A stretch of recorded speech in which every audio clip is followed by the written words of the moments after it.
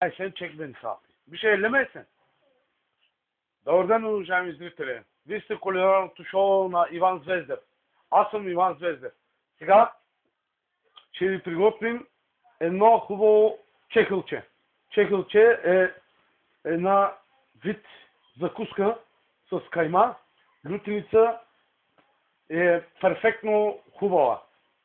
Я да бери чуджун. Нужните средства, които трябва да имате, трябва ви брашно, яйце, захар, сол, вода, мая и почваме да работим.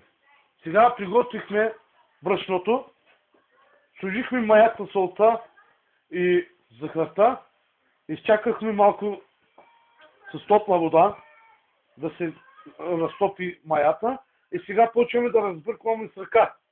Като започнем да разбъркваме с ръка, трябваше първо, няма значение, и маргарин не трябва, на килограм брашно се слага 300 грама брашно, маргарин, ще извинявате.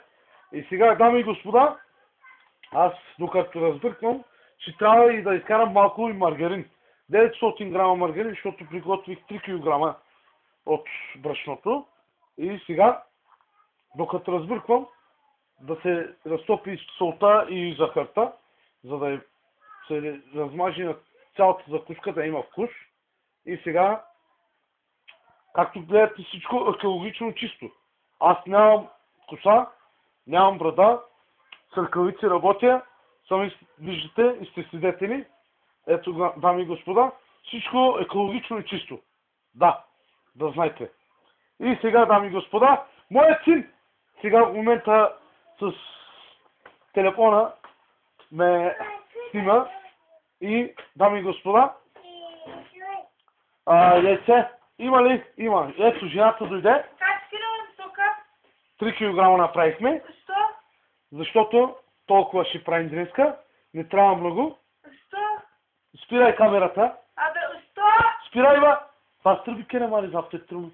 Altıdaki yeni bastır. Dur bakalım. Al kızandan kamerayı aç. Bastır. Tavuğunu bastır.